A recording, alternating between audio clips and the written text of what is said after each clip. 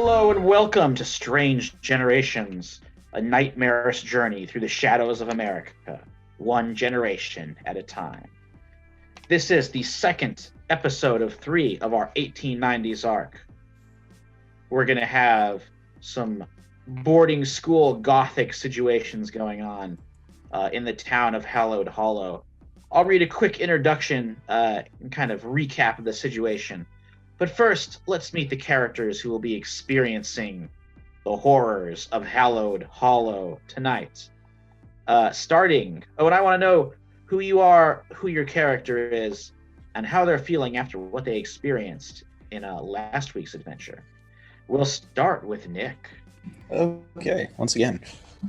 So like he said, I am Nick, and I'm playing Brian Kelly, the fun little Irish kid who takes care of his little brother and his mother since his father left. So now he is the breadwinner.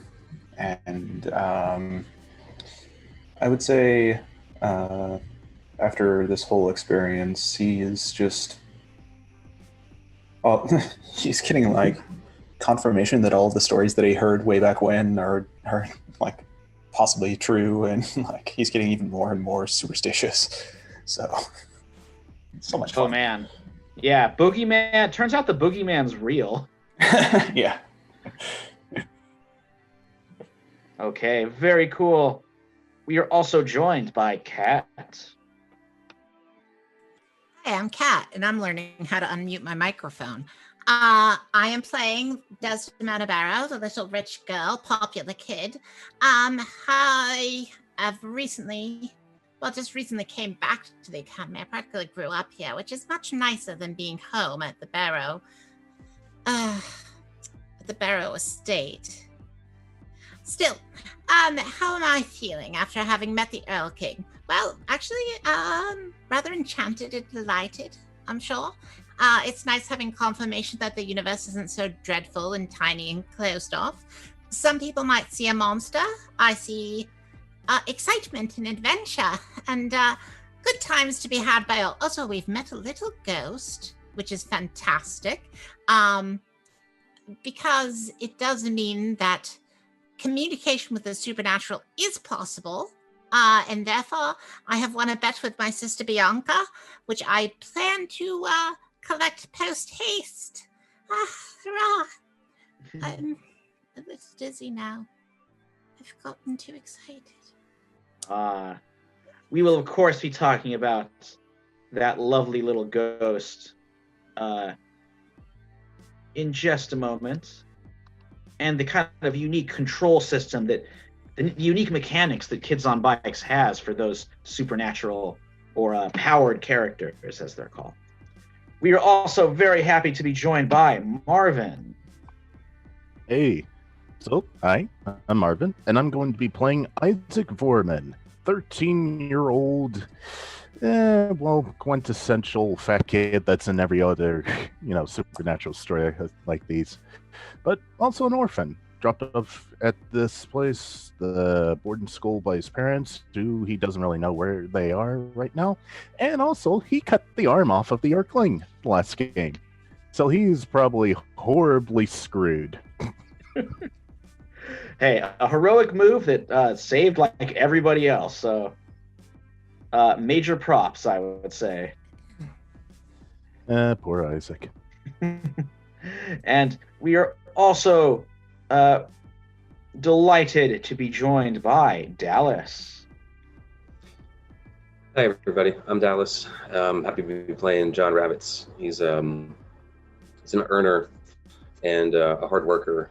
Doesn't like to be home, and because he's just such a hard worker and that's what he knows to get success by, he's having a really hard time wrapping his mind around what is going on. This makes no sense whatsoever. He thought he moved past the boogeyman stories long ago. Seeing it come to real is more of a shock, and he's probably the one that's grabbing onto this the slowest. But I don't know, perhaps, someone from the other side talking with them might, help sway that even faster. Well, I think his horizons are about to expand. Okay, let me do a quick intro to this episode here. Episode entitled "When the Sea Shall Give Up Their Dead." October, a season firmly in the grasp of darkness, and nowhere more so than in Hallowed Hollow, a leading city in witch-haunted New England. Here, 4 young people in the prestigious boarding school of Netherfield Academy find themselves marked for doom. Abandoned orphan Isaac Volman, groundskeeper apprentice Brian Kelly and his little brother Connor, teen dock worker John Ravitz, and sickly heiress Desdemona Barrow stumbled across a ritual conducted by the secret occult organization known as the Society of Satyrs. They became the targets of the evil child-hunting spirit known as the Earl King. After a narrow escape, they found one of the Earl King's previous victims, schoolboy ghost Darby Dearborn. Now, they've got one chance to stop the Earl King: find the bones of long-dead pirate Captain Baldwin Blake. And where we last left off, young Darby's ghost had just been discovered. He had materialized. You are in the anatomy classroom at Netherfield Academy, and you're not supposed to be there. And there's a loud knocking at the door, and you can see it's Mr. Frost. And if you can get away from Mr. Frost with a paddling, consider yourself lucky. All right. Desdemona hides the axe that she used to chop up the floor underneath her voluminous Victorian skirts yet again. Probably a good move. Yeah. Anybody? You wouldn't believe the number of things that I've put up here lately. Yeah, I was rushing for the door to keep it shut. Okay, so you're gonna try and bar the door? Yes. Are you trying to be hidden at all? There's kind of like a glass pane on the door, so Mr. Frost can sort of see an outline of you inside. I have yet to find. Yeah, I'd say that I was sort of. Okay. I think he's shouting, "Open the door this instant!" And he is going to try and force it open. Uh-oh. I think I'm going to have you roll grit to kind of defend against it. Also defend against, a boss telling you to do something. Well, my grit's a D20, so. Wow. All right. All right. Michael, we were here originally to find the bones of the captain, though, correct? Yes, that's what you were here for. So you're a bit surprised to find a child skeleton instead of the skeleton of a pirate. Okay. Well, he's holding the door shut. There's something Desdemona wants to do, but get to me when you get to me. All right. Let's have Brian roll. Yep. Those dice gods are not being very nice to me right now. Oh no. I have rolled a 6. Ooh. Okay. A 6 isn't as bad in this game as it is in some other games. The failure is staggering and catastrophic. Okay, it is. Okay. All right, that's all right. No, yeah, it's not. There's no way that I could use adversity tokens to get that up. Right. I mean, Yeah. I would say the fact that it's your boss ordering you to open it. Sure. And you're strong. You're stronger than him for sure, but still. Wait, is it actually? It's the groundskeeper trying to force it No. open? No, this is Mr. Frost. He's one of the teachers. Yeah, that's who I thought it was. You Yeah. did get a token from failing, I think, right? Yes. Mark down adversity token for sure. All right. I will say you disable him. You guys have a second or two before the door opens, so you could do one thing. Oh, boy. So I think Desdemona wanted to do something. Hello, little ghost. Really quick question. We are looking for a key to get to the basement. Have you seen something like that around here? Have you been aware of things? We don't have much time. Door's about to be open. He will say he floats down, looks at you, and he's like, "And what are you looking for, miss?" Well, it's a key to the basement because we need to get to the bones of the captain. Oh, those aren't there. Oh, well then let's jump out the window. And she'll go to the window and jump out. Okay, it is a single floor level room, so I don't know if you need to roll for that. I don't think you do. It's a pretty simple, pop open the sill, go through there. Yep. All right. You gotta think on your feet, What are the rest of you guys doing? So the window's an option. Cool. Anybody who can't get to the window, though? No, I don't say it's big enough for all you guys to escape via the window. Okay. Stall them. I'm gonna try and stall them. Like, the door's still closed, right? It's like opening. I think Brian's kind of like scrambling back a little bit, so Yeah. Mr. Frost is going to be there in a second. Okay. I guess I'll help out then. Try and keep that door closed for a little bit. Because I am okay. protective. Yeah, I forgot that I was protective as well, but that wouldn't have helped me anyways. All All right. So I'll Isaac. rush to Brian and try and keep the door closed for as long as I possibly can. Okay. Yeah, go ahead and roll your grit. Or would it be brawn? I think it's kind of grit because it's like it takes grit to disobey a teacher. Yeah, well, at least I get that +3 from it. So let's see how it goes. Come on. 5. All right. I would say the door's open. Oh boy. So Mr. Frost looks in, takes in the room, and sees the floorboard smashed up. His attention goes straight, I would say, to Ravitz and Brian, because they're the older ones here. Connor is just shaking like a leaf, of course. And he's like, "What is the meaning of this?" Rats. There was rats, and they tried to bite Connor. So me and Brian thought we could possibly help out, and they were running through the floors, and we smashed them up. I'm sorry about the floors. We got the rats, and then there was no more rats.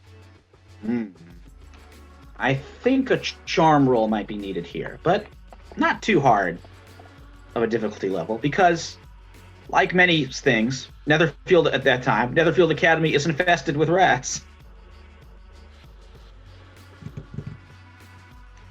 So Ravitz, go ahead and roll your charm. Oh, that's a 2.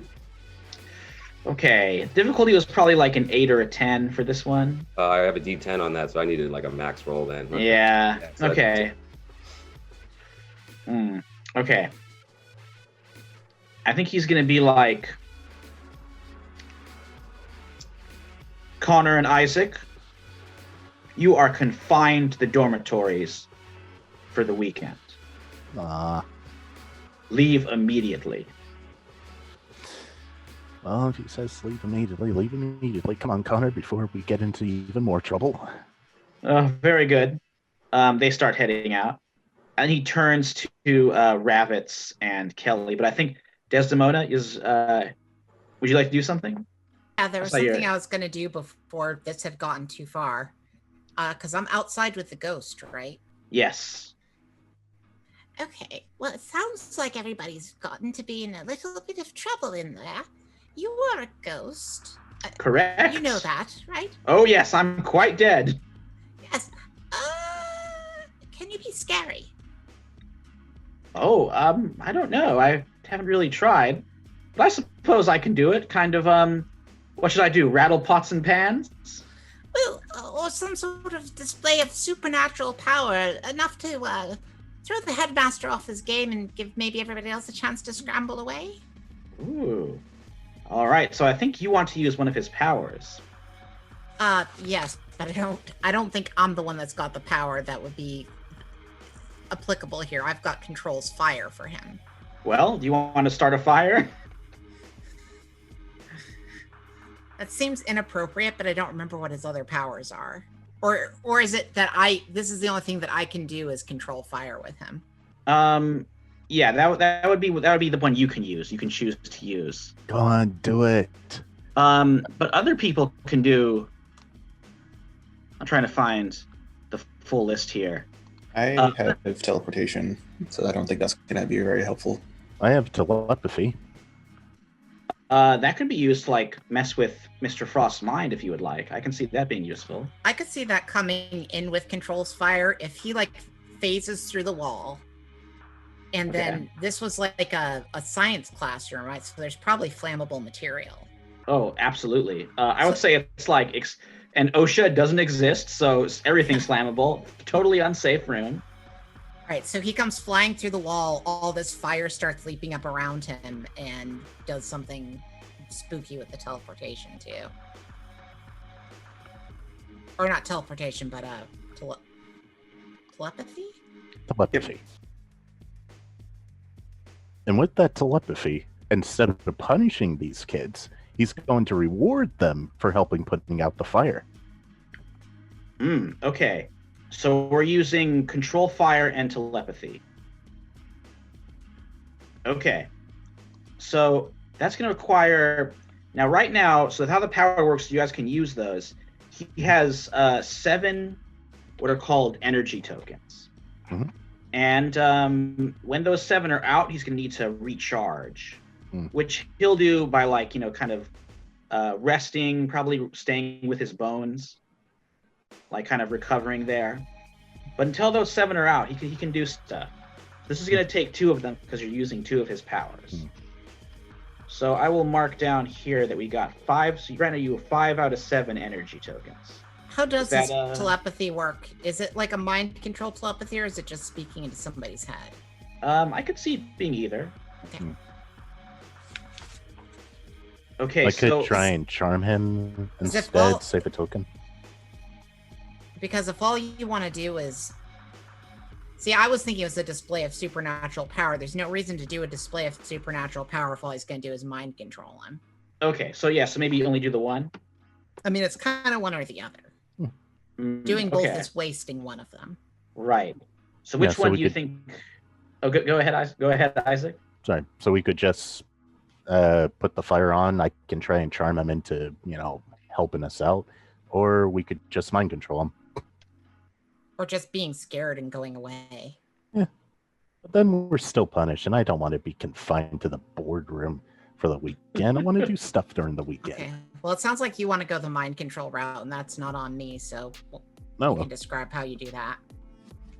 All right, Go for it, Isaac. How does Darby mess with the mind of Mr. Frost? So, in addition to telepathy, I also have the trait for Darby. He sings at random intervals. Oh, boy. So, the teacher's going to get this message in his head. Don't punish the kids. They're really nice. Instead, just roll the dice. I love it. It's like you kind of a classic barbershop quartet feeling there. Mm-hmm. Okay, so you spend that token.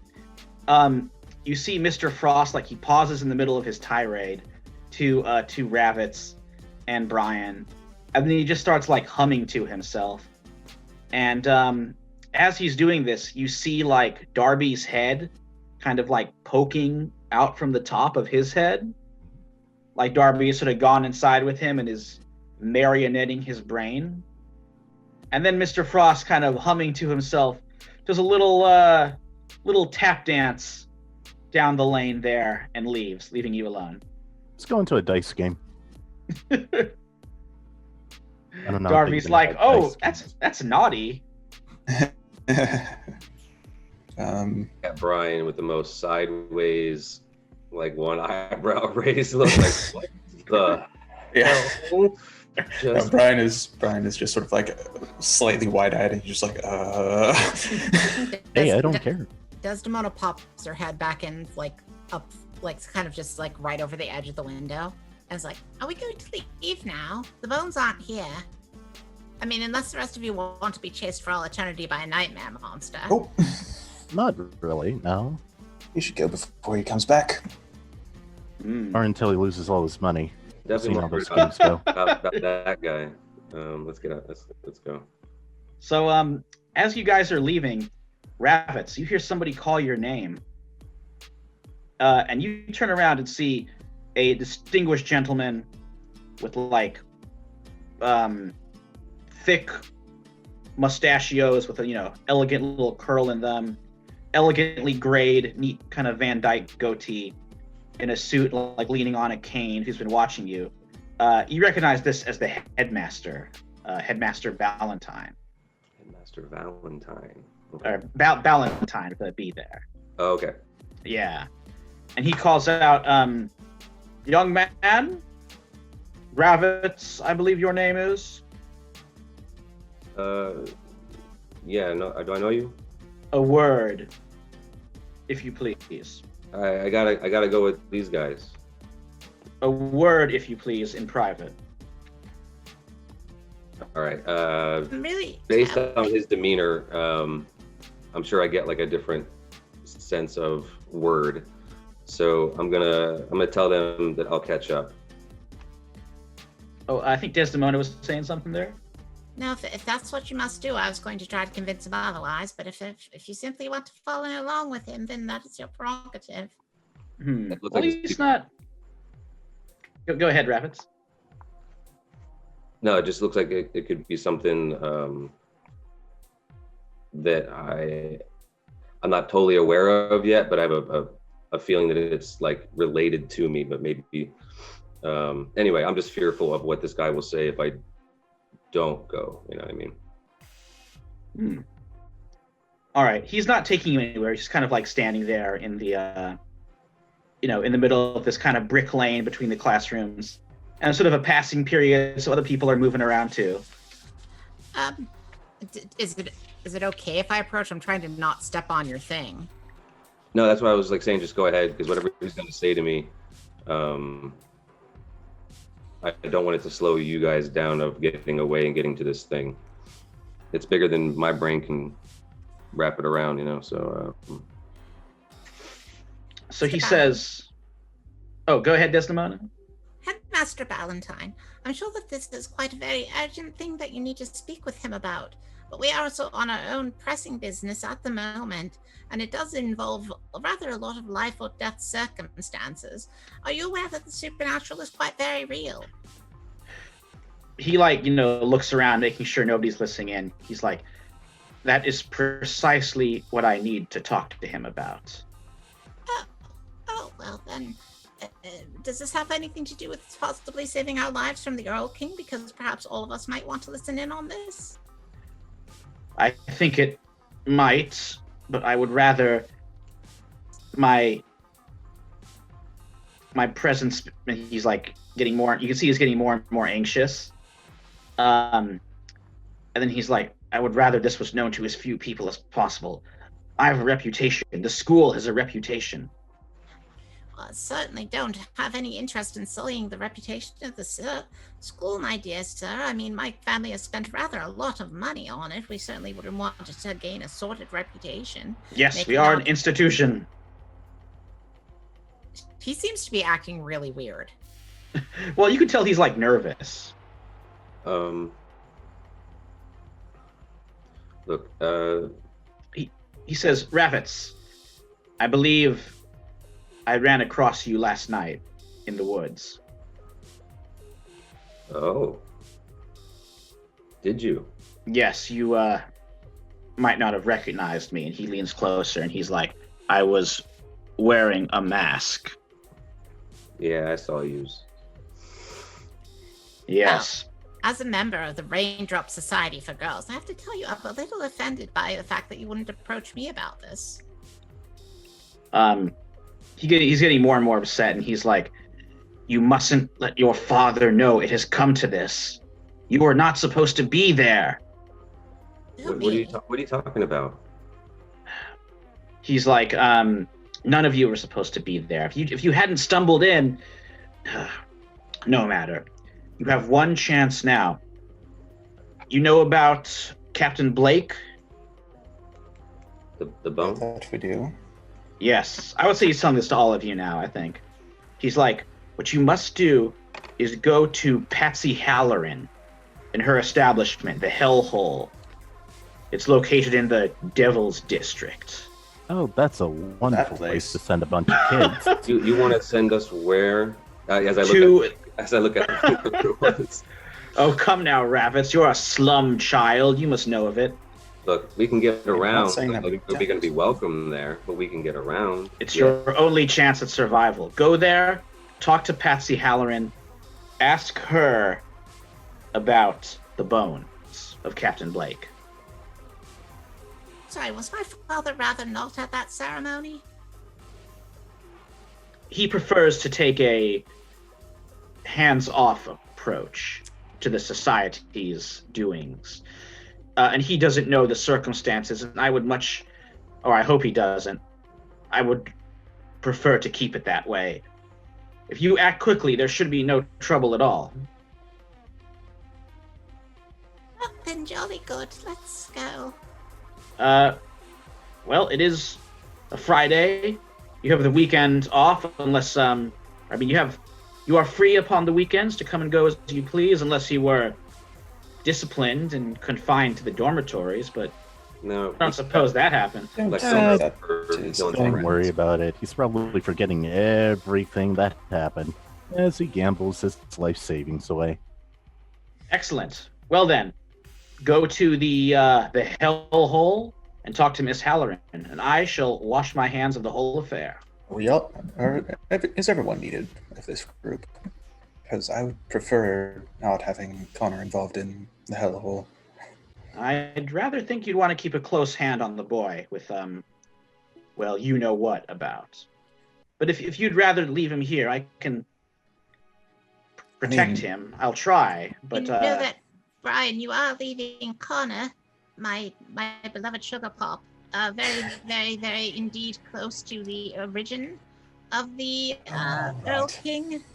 And Connor's therefore, he is likely to be attacked first rather than last if he is to remain on the grounds. And Connor is like, and I would like to go with you, my turtle dove. I forgot. Young love. Not talk like that while I'm around. I don't want to lose my lunch. I already lost my lunch. That's just... Ugh. I think Rabbit has something to add there. Nothing. Can we please do 3 kids in a coat to try to get around? Please. I think it could happen when you go to the hellhole, because Awesome. 3 kids in a I coat. mean- Yeah. With the ghost being like the voice for them. Oh, I would love this so much. ooh, all right. Well, we might do that. I think we'll cut ahead to you guys heading into the city. I do just have to ask, like, how are you getting there? Because the school is set a bit further away, in the woods from the town itself. Don't we have bikes? I don't think bikes were invented. No, they existed. Oh, they existed. They have bicycles. You could probably, you might own them. That's fair. Yes, I should rather don't like know to if take my penny farthing. I don't know if the poorer of this group would own one. Yeah, I was gonna say if not, follow like the tracks or something like that. As you cuts as the shortcut through places. Don't you have like a cart with a goat? Yep, there is the goat cart too. Yes. Mr. Kell could probably let you borrow his goat cart if you want to ride that into town. It's on Can you, we bro. borrow a bike? It's on you. Well, students could probably own bikes back then. It wasn't that odd. I quite rather enjoy my bicycle for my daily constitution. Mm-hmm. Sure. Wow. Well, I All take right. a teacher's bike because it'll fit me better. Are you like 5-finger discounting that bike? I have to. Ooh, okay. I don't know how else to get one. I think that's fair. I mean, they didn't have. I don't think bike locks were invented back then, so you can just snatch it. Yes, if All you're right. doing that, that's fine. So it sounds like Isaac, Ravitz, and Desdemona are taking some bikes. Connor's probably got a bike. Brian, are you taking a bike or are you taking the goat cart? I feel like the go kart would be a little bit conspicuous. Okay, you can grab a bicycle as well. Sure. And with that, you ride down from Netherfield, and on a Friday evening, enter the Devil's District. All right, this is the Vice Quarter, the Hell's Half Acre of Hallowed Hollow. In the riotous, chaotic land of Vice known as the Devil's District, it is always Halloween. Revelers proceed from saloon to card house in various states of drunkenness, sporting masks of leering devils or jolly kings as they sway through cluttered streets and alleys. Wild barking and squeaks come from a rat-baiting ring, where dogs rip their way through masses of rodents, and sweet-smelling opium scents drift into the cold air. Strains of tinkling piano and whiny violins creep out from the pleasure houses, none bigger than the hellhole. A massive music hall devil's mouth has been painted around the door, its eyes watching everyone who walks in. But one person is not here for diversion. A man in a gray suit, tailing you since your arrival. I should rather like to go talk to him. Okay, so this kind of like, heavily built sort of, he's a slight paunch, kind of a shabby mustache. He's always wearing like a Hornberg and a gray suit, but he looks like he blends in with the crowd very well. He looks very nondescript. It's just, just a little bit of luck that lets you notice that he's tailing you. So just one person talk to him, or can the rest of us come along? It's up to you. I just thought I would go talk to him, if he's so interested in us. I'll come along with, just to keep an eye out. This is the way that she always approaches things. You should know that by now. Just goes head on, huh? Okay. Yeah, that's how she is. Mm-hmm. Hello. I am Miss Desdemona Barrow, and I noticed that you've been tailing me for rather a time. Is there something with which I might be able to help you? Oh, he's like, this is probably just on a street corner. He's just like glancing in a newspaper, and then he kind of like, gives you a bit of a side eye. And then he's like, what are you talking about?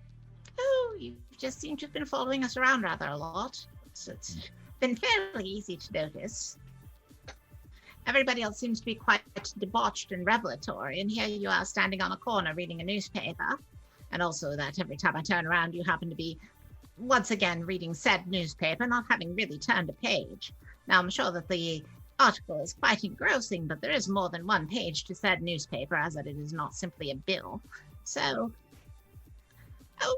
if you have been paid to follow us, number one, I am curious as to how you were paid so quickly to follow us. And if you are not paid to follow us, I am curious as to what your intentions might be. He like folds newspaper. You can tell he's kind of unused to this. And then he just like, he glares at you and he's like, Miss Barrow, your father wants you to come home. Well, I quite understand that, but let Papa know that I'm currently under a curse, and I'm trying to lift it as best I can right now. Well... Even though she's not showing it at the mention of her father, she starts visibly trembling. He says, I was hired to do a job. The organization that I work for, and he opens up his coat to reveal a badge, just like this one, which I don't know if you can... Pinkerton Detective Agency. The Pinkertons. Yeah, exactly. He's like, I was hired to do a job, and I don't think Mr. Barrow is going to like that answer. Well, I understand my father doesn't like quite rather a lot of things. Or Captain Barrow is what he should say. I'm sorry. Yeah. The captain doesn't quite like rather a lot of things, but I'm sure that he also quite would not like to know that his daughter is currently under a curse released upon her by his own secret society. And I'm trying to show the gumption that he is encouraged in me in resolving the matter. I think a charm roll is going to be needed here. Okay. But not super difficult. That's what you said about the last one. Well, I mean, I don't think a 10 was that. It's okay. I got a 16. Okay, I was definitely thinking maybe like an 8 or 9 for this. So yeah, 16, super success. That's why she does this as her approach. She's very good at it. She should not be. He's like, yeah, okay, I'll I'll see what he says. Thank you so much. And perhaps he might have information that might be of help. Yeah. All right. And if he does need to know my whereabouts, simply let him know that I'm in the building with the horrible devil face painted on it. Yeah, I bet it'll be tickled pink to know that. Well, I'm sure that the punishment will be predominantly mine and predominantly horrible. So, have at it. All right, he putters away. All right. Situation handled. Isaac's just gonna crack his knuckles at the guy like this. Okay. Rather going to faint if you can catch me. Uh-oh. Yeah. Isaac's gonna try and catch Desdemona before she faints. And she faints. I don't know if that's a roll or anything, but I think it's not too. I mean, I think she takes a little while to tilt and fall down, not an immediate collapse. So you can catch her okay. you know, I'm getting highly disturbed at how used to I am to all this. Yeah, well, Connor, come get your girlfriend. Oh, Desdemona, are you all right? Yes, I'm just rather upset because my father's involved in all this. He's rather scary. Oh. That is rather terrible. He's in the Society of Satyrs. As far as I know, he is the Society of Satyrs. Oh dear. And then Darby Dearborn pops down. He's like, "Oh yes, he was right there when the Earl King got me." Oh, really? Yep. Pretty dreadful, I have to say. Would not recommend it as a way to go. I'm sure, but that also begs the question, sort of, why is he taking a less personal approach now? Well, I'm not sure if you read the papers, but when I disappeared, there was a whole to-do. My parents ended up, just burying an empty coffin, and there was, oh, poor Darby, he was hiking, fell off a cliff, never recovered the body. Mama weeping over the grave. It was I got to watch my funeral, Tom Sawyer style. Not as fun though as old as Tom had. And there was Mr. Ballantyne crying crocodile tears. And I'm sure, and Captain Barrow sending his condolences. Honeywell, his condolences too. Imagine that Papa and Grandpapa signed with their very own rubber stamps their condolences. Absolutely. As if they weren't directly responsible, or indirectly, I suppose.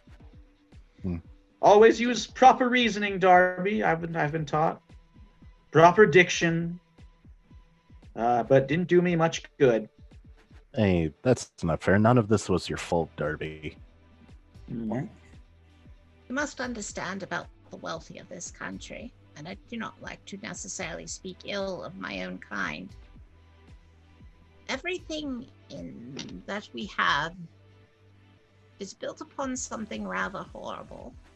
Don't deny now. Here in the Americas. None of us are clean. Of course not. The fact that they sacrificed this young man to some sort of creature is not of any sort of surprise. Still, when things affect their own, they tend to begin to care. Darby's like, I hope so. Well, chin up. Let's do what we can. Yes, I've rather got my composure about me again. Onwards and forwards and so on.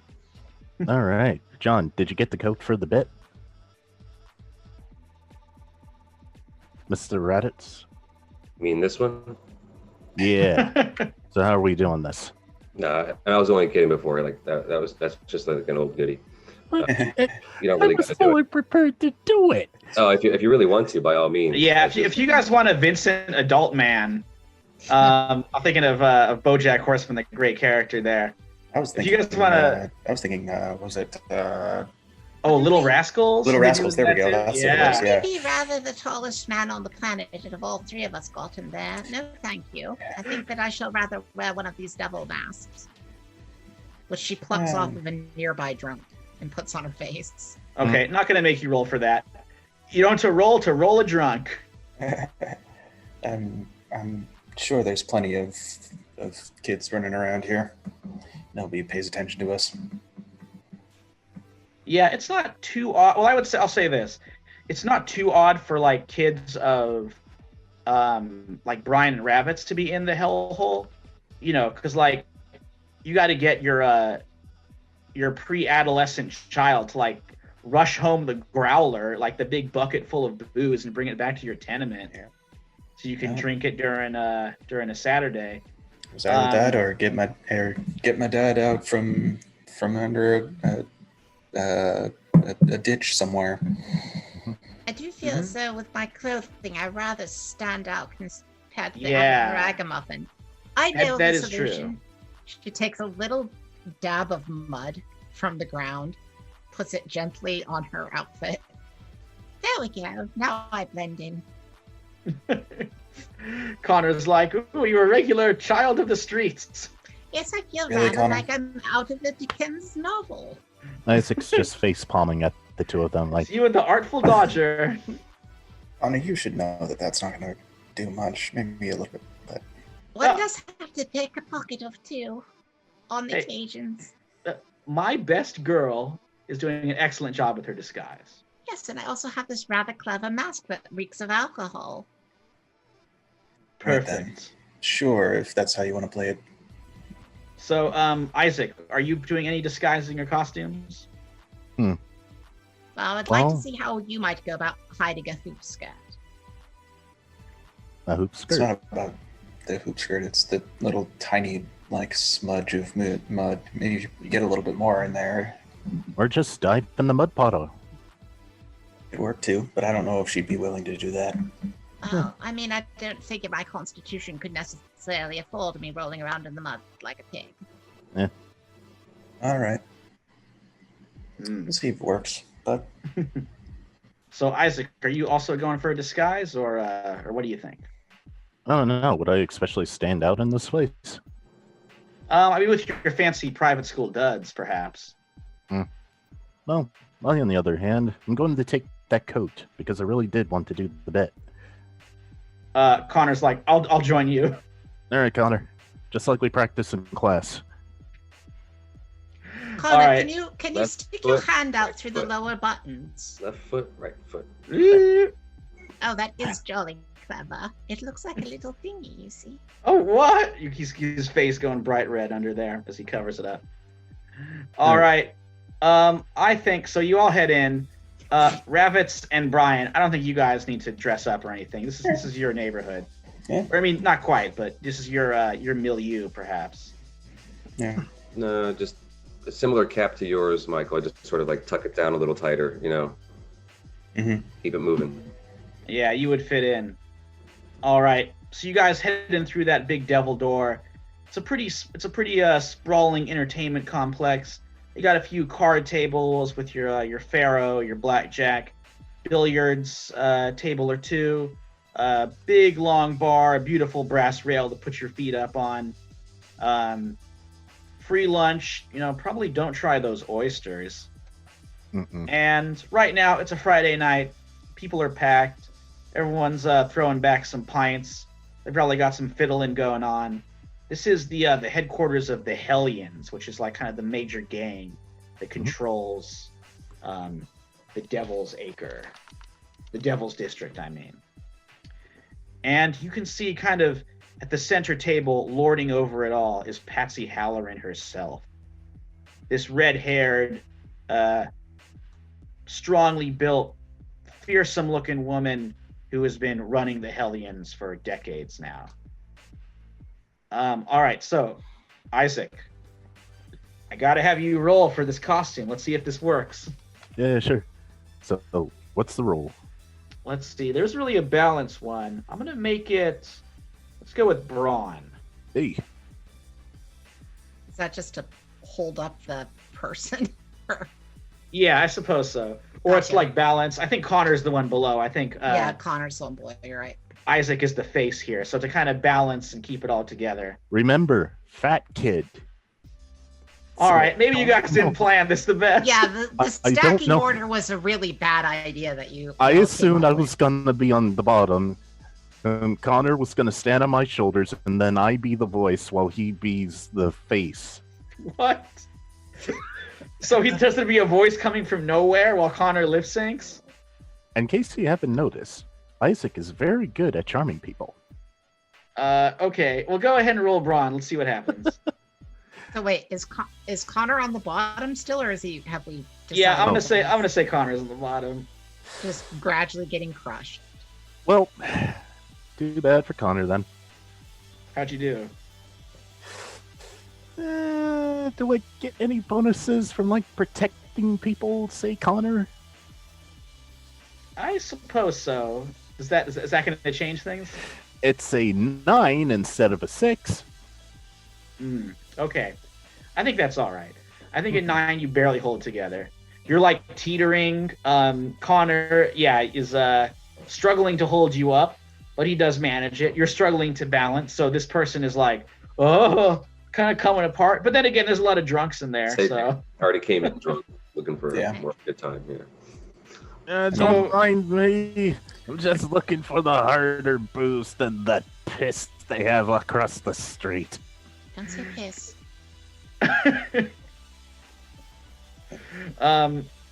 Yeah, so you don't. I mean, people are kind of enjoying themselves there, so you don't stand out too much. Okay, cool. All right.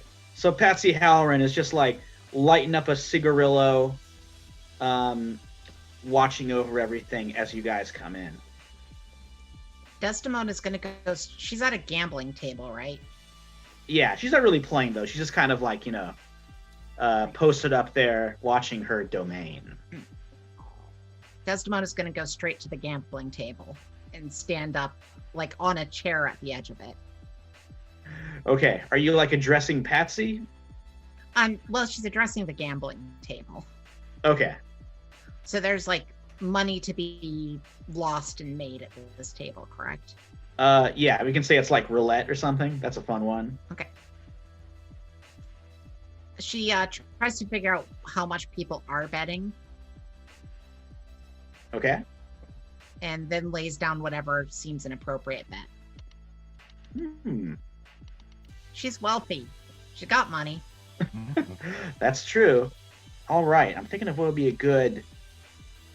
I'll tell you what. Let's do. If you bet on black or red, let's maybe roll a six-sided dice. Odds you win, evens you lose.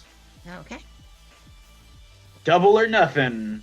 Odds I win, evens I lose. Yes. I've rolled a 3. Whoa. And, Okay. and she bet on red to be risky. Ooh. All right. The dealer, the stick man, pushes over the dollars your way, and is like, "Our winner, the young lady in the devil mask." Oh, jolly good. Is this rather a lot of money? Yeah, pretty substantial. I mean, you doubled what you put in, so. Very good. All right. So while Desdemona's learning the ways of dice, oh, I should say, I bet Mr. Frost is somewhere in here, just playing the dice himself and not doing so well. What are the rest of you guys doing? Are you approaching? Or Patsy is the one who you're supposed to ask about Captain Blake's bones. Yeah, I mean, Desdemona was kind of working up to doing that, but Okay. because Patsy's the one at this table, correct? Yeah, I don't know if she's necessarily playing. She's just kind of like watching everything. So she's definitely taking notice of you, for winning. I mean, I would feel like either me or John would be like appropriate to talk to them, since we have like the lingo kind of a thing. So, I mean, So, you I could don't- also send Connor and Isaac over there if you want. Yeah. Yeah, you can kind of like sway your way over. Yeah, Okay. Desdemona is just a big one on trying to take charge of the charm offensive anytime there is a charm offensive, considering she's charming. yeah, no, Okay. I mean, I my do charm have is a D20 decent. and a +1 Yeah. in it. And Isaac yeah. also is very charming. Yeah. Let's see. I think the first thing she would notice, though, I think rabbits is who she would notice. Mhm. Because I think she would know his family. Hey, Patsy. Yeah, rabbits. Your father's kind of like a ne'er-do-well, right? Yeah, she might just accept my presence because it's just constant money, and she doesn't feel sorry for my pops. What is your dad's name, by the way? His name's Paul. Okay, so she'd be like, "You're Paul Rabbits' boy, ain't you?" Yeah, that's right. A funny thing to find you in here. Well, I would come in, yesterday to pick up the normal, but things aren't always normal. And look, actually, do people ever call her Patsy? I don't want to go way too far on that, but Miss O'Halloran.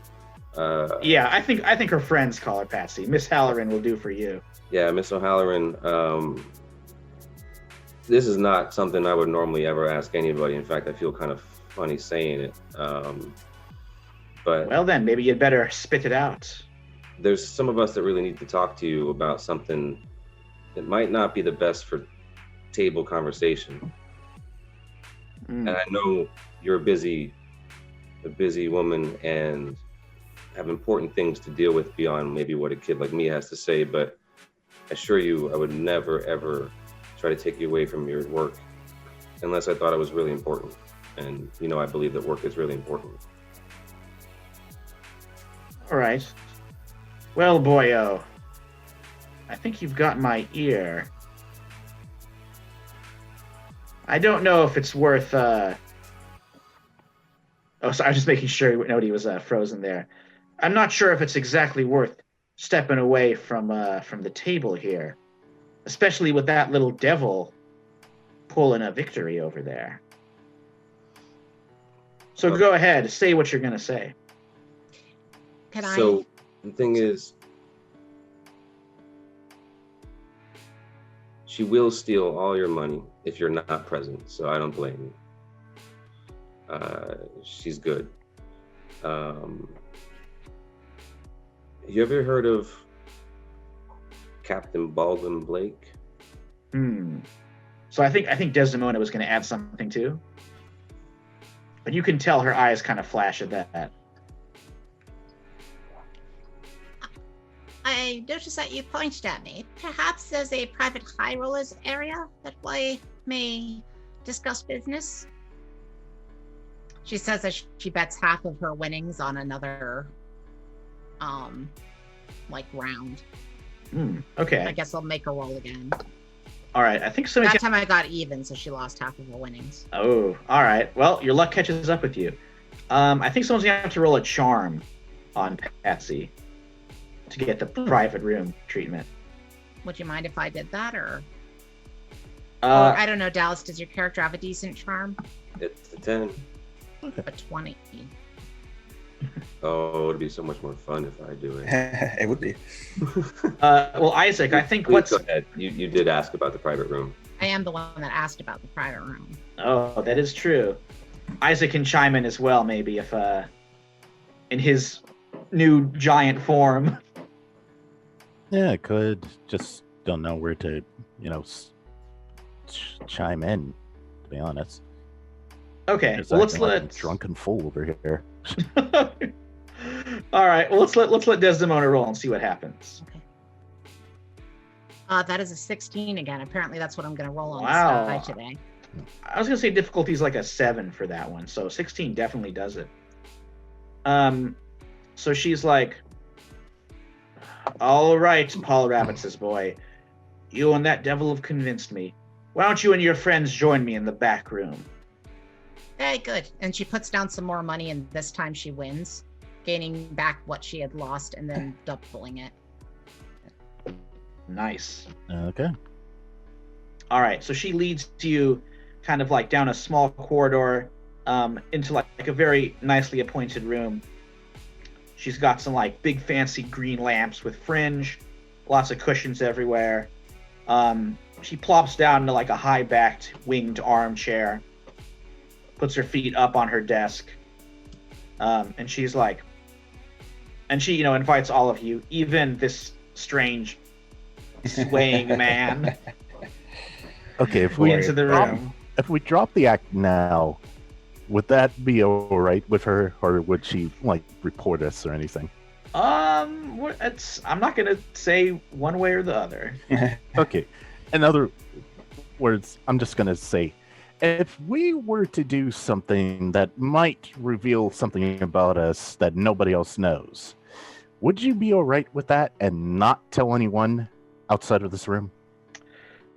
Patsy says, now you see that right there is a conundrum, because I don't know exactly what secret you're gonna reveal. Nothing that hurts you personally. No, definitely not. It's more to just give us a break. If that makes sense. All right. Well, let's see it, but I make no guarantees. Okay.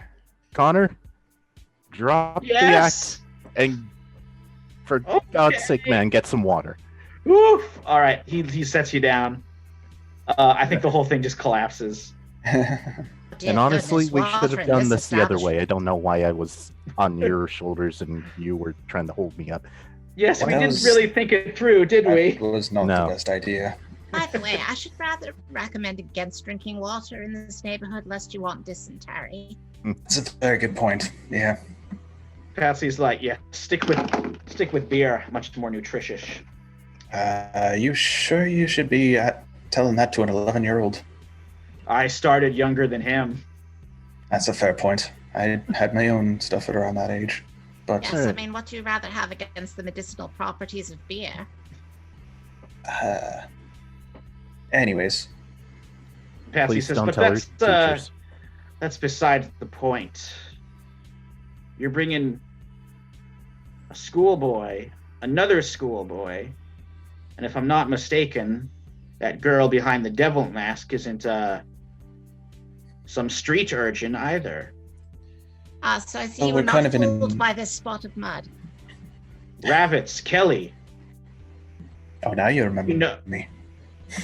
I've got a keen memory, I do. Oh, I'm sure you know my father, Brody. Mm-hmm. Although I haven't seen him in quite some time, but More's that's the beside pity. the point.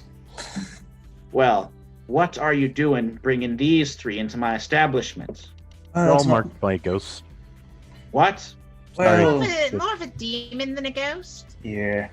It's going to kill us eventually. A If we frightful don't- apparition, Connor adds.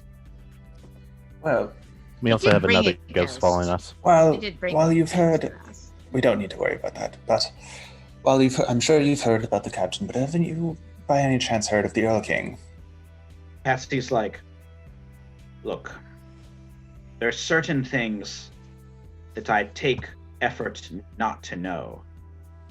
Sometimes I do services for the rich and powerful out in Millionaire's Mile. Sure. And in return, they make sure their friends in politics and the police turn a blind eye to my activities. So I have to turn a blind eye to their activities. Well, now we're all in the shit. So, if you'd be so kind, we would really like to know the location of the bones of the good captain. Ma'am, if I may. Of course. She takes off her devil's mask. I'm sure that you're very well aware of who I am.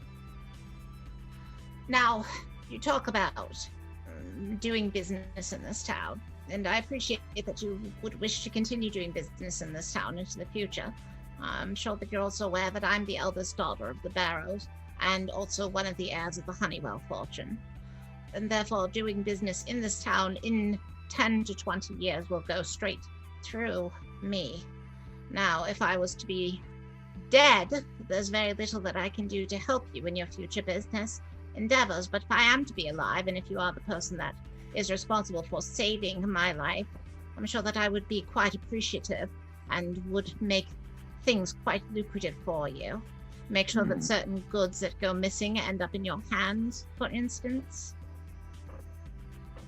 Okay, I think she thinks it over. I don't think he needs to roll for it, though.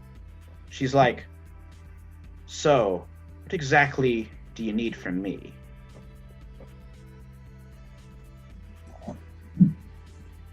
I mean, the location of a certain captain's bones would help out a lot. Ah.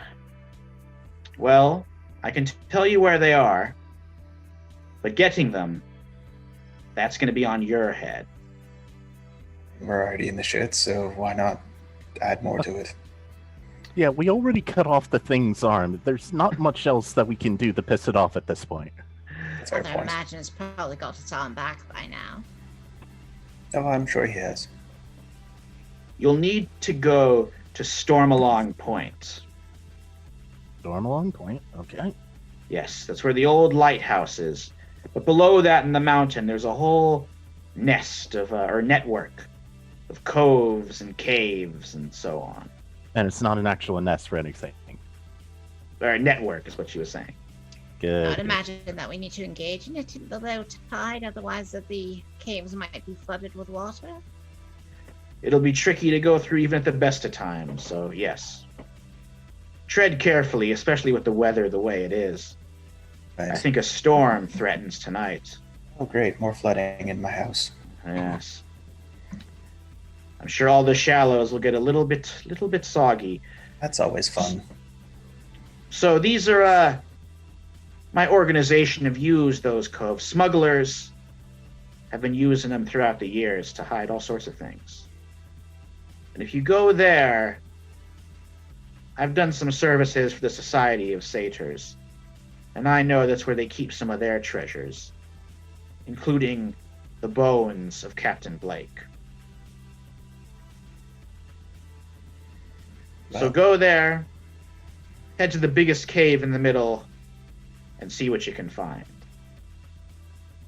But she's going a little pirate there at the end. That happens the when you do Irish. I know, I guess the Captain Blake talk is getting Irish. to me. Yes, He'll have to go full pirate when he shows up. I'm sure. Mhm. Well, thank you very much, Miss. But I'd be wary. If you're going against the society, you'll be kicking up a real hornet's nest. It's either that or get killed by an apparition. And I'd rather imagine that I can smooth things over with the society when push comes to shove. Well then, and she pours a little glass to herself. Here's to you. Cheers. We don't And, have anything to cheers. No, we don't. But it's just Cheers. a gesture. Would you like some? I mean, I don't mind. Sure, I'll go ahead. Rabbits is refusing. Brian, you okay with Connor taking a little sip of some whiskey? I'm gonna say he's a little too young to know exactly what our father was sort of like, so he'll be hesitant. But Connor, I'll allow you to have one, but just don't go overboard. I'll try my best, sir. By the Hey, what do way, you call Time you, to sir? Tabletop does not promote underage drinking.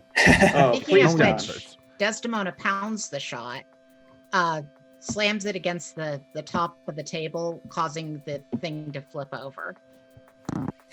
and then hands the woman back half of her winnings from the evening. Wow. In dedication to future business endeavors between us. I might be quite young now, but I followed father's business extensively. She's like, You're a regular pearl, aren't you, my dear? One word that people have used to describe me. I would say Connor, though. He takes like a hesitant sip and is like sputtering and coughing. Yeah. Probably Isaac's in the same boat. All right.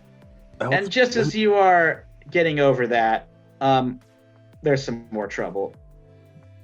A chorus of police whistles cut through the merriment, blaring out even louder than the strumming violins and the shouts of the gamblers around the roulette tables. Shouts follow. This is the Hallowed Hollow Police Department. We're coming in, so keep your arms skyward. The doors slam open and a squadron of burly constables shoulder their way inside. Clubs hum down on anyone within arm's reach as they spread out through the place. Police Chief McDougal, a plump fellow with a huge handlebar mustache, pauses by the bar to take a sip from the jug. What is this nonsense, McDougal? Patsy Halloran asks as she's poking her head out. We've paid the fee, haven't we? Sorry, Patsy, he leans against the bar. You know how it is. Orders are orders. So, Patsy closes the door and she's like, somebody sent them in. Probably trying to slow you or stop you from reaching the captain's bones.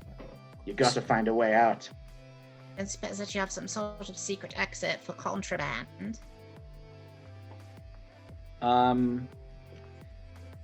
She's like, well, I do, but the police know about it.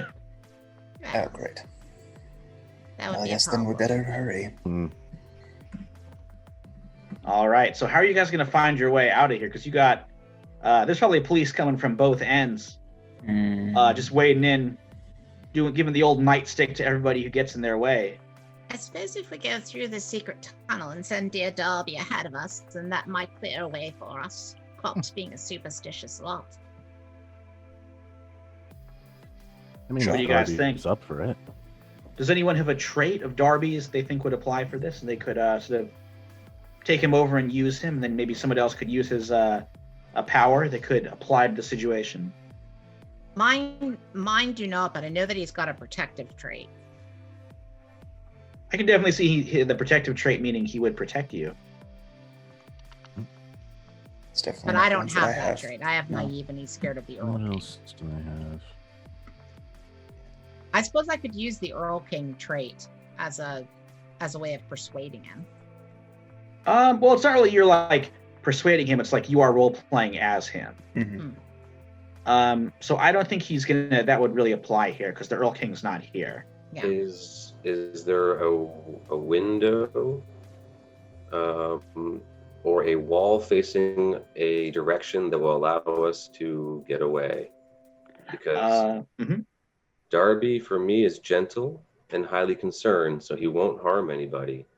But he's going to want to get this group out of here immediately from his concern.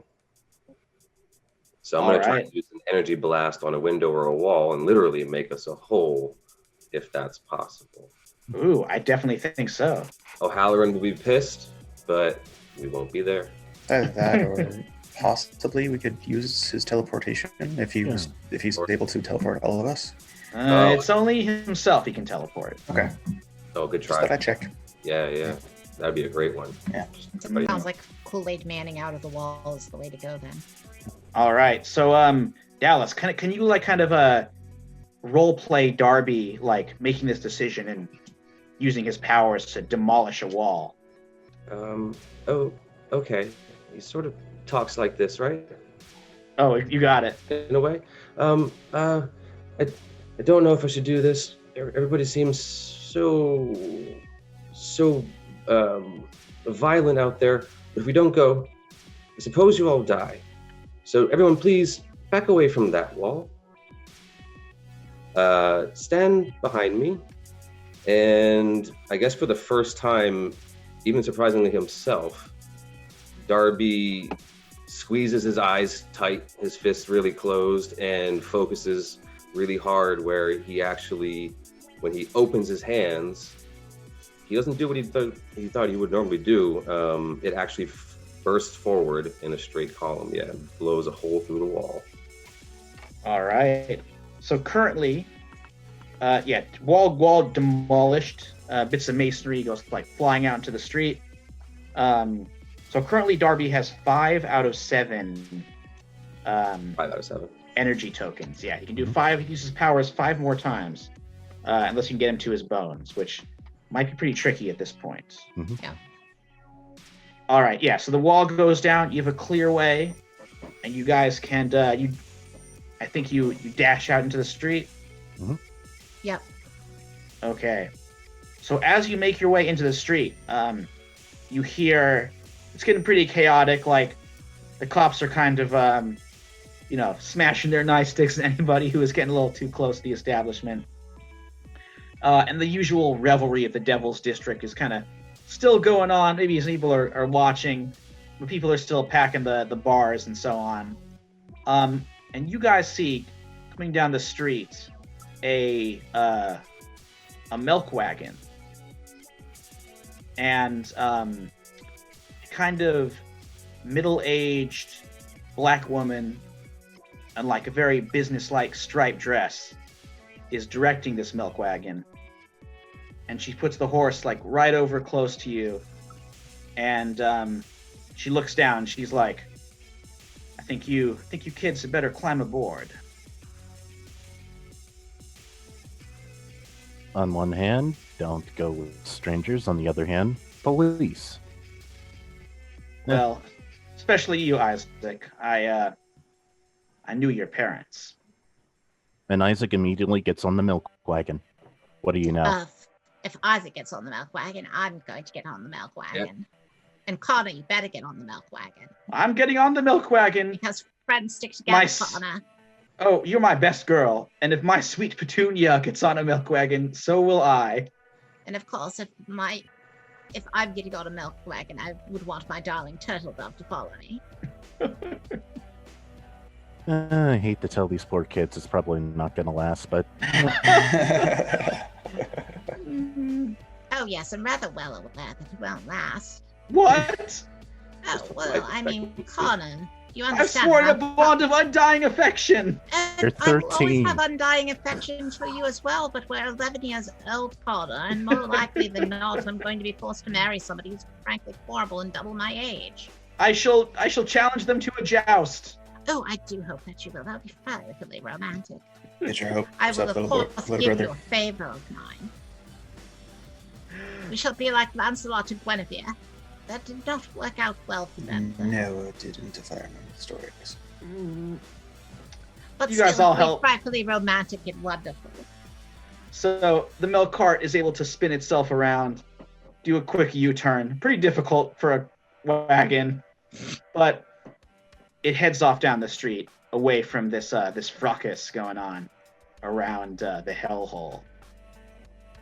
Not that we're not appreciative of the help, but who are you? She says, "My name is Maud Larch. Sometimes I'm called the Queen of the Shallows." Maud Larch. Yeah, the Shallows Sure. is like, it's the poorest neighborhood in Hallowed Hollow, Yeah, the slum. I'm sure I've heard of her, Yeah, having lived there. I would say so. She's like active. She helped like unionize, the workers at, like the cannery factory and some of the dock workers. So Rabbit, she probably knows you as well. Okay. So she says, I've been sort of keeping a little bit of eye on the situation here. But if you want to fill in a few gaps, maybe I could fill in a few for you. Well, Miss Queen, I don't mean to insult you. I should be rather thankful for you. You don't have to say Your Majesty. Miss Larch will do just fine. Miss Larch. Well, Miss Larch, we seem to be in a bit of a spot, as they would say. We seem to have run afoul of a creature called the Earl King and this society. She's like, I've heard stories about it, of course, but I didn't they're really all true. believe. They're all true. They And are if all this is- true. and if you think about it, if this is true, then who knows what other stories that you hear nowadays are maybe true at all. It's mind-boggling. Well, I find that most everything is true and most everything is equally a lie. Sorry, I've been reading the new works by Mr. Carroll lately. She's like, well, you've all gone down the rabbit hole now. Jolly good, so you've also read of Wonderland. Fantastic. Yeah, except it's not a wonderland that you're finding. Sure. Look, you kids wouldn't know this. In fact, not many people do. But every few years, a child goes missing from the shallows. Well, we have one traveling around with us as a specter, so... Oh. Yeah, I sort of suspected the Dearborn case, but I think that was a slip-up. Yes, I don't think Dearborn was rather from the shallows. Correct. But usually, every couple years, 3 or 4 years, child disappears. Mhm. Parents, heartbroken, of course, go to the police, the newspapers, but it's one child in the shallows. They probably hitched a train, went somewhere else, or got done in by some back alley dispute. Police didn't even bother investigating. Typical. Yeah, well, it's worse than that. Oh, go ahead, Desdemona. If you don't mind me asking, why would the police be involved in anything like that? The police are simply there to defend the property of men like my father, not people. She's like, that's a very, very trenchant observation from someone of your class, young lady. No, it's simply a matter of the fact that we pay them to do a specific service, and that specific service is to protect our property. Well, it does my heart good to hear somebody admitting it, because that's exactly what's going on, but to an extent worse than maybe even you can imagine. You see, those kids disappear, the Earl King gets them. It's a sacrifice. The Society of Satyrs, I don't know if they're all involved, maybe just the ones really high up, but they arrange it. They summon the Earl King, they let it loose in the shallows. It takes a target. I don't even know what it's in exchange for. Good fortune, eternal life. It's all bullshit is what it is. Yeah, it's true. Probably some bullshit they can afford anyway. You mean the headmaster, your father, and all those people dancing around in masks are killing kids? I should So rather. it seems. I have rather That's right. suspected my father as being a child nutter for quite a while. He barely tolerates my sister and I, so I'm not terribly surprised to hear that he would be responsible for the deaths of several children in the shallows. I've also long suspected that my father might be some variety of eternal monster. Oh, and they don't do it themselves. Like everything else, they keep their hands clean. They just summon the Earl King, point him in the right direction, and he does it. That's why they have the boarding school here? Well, the boarding Selection school... of victims? Should be the opposite. The boarding school is not where they would draw victims from. Yeah, They would Exactly. not want well-bred children or the ones that course they've given not. scholarships. It's a combination of, excuse me, philanthropy to an extent, but mostly privilege. The boarding school. No, they would want to kill the ill-bred, those that really wouldn't have much for themselves in society, those that wouldn't be missed or reported upon. Mhm. Those Yeah. that would die anyways, I'm sure is how they will justify it. But with the Dearborn case, and now with you, it seems they've gotten sloppy. No, that was mostly them not knowing that their good groundskeeper sent a bunch of kids into the forest. Just an accident. Perhaps. I do not know if I necessarily believe in accidents, and perhaps it is a reckoning that my family needs to face. In which case, I suppose that I shall be the one to be sacrificed to it. I do not necessarily say that I mind such a fate. She's like, no. I don't even want to think of that.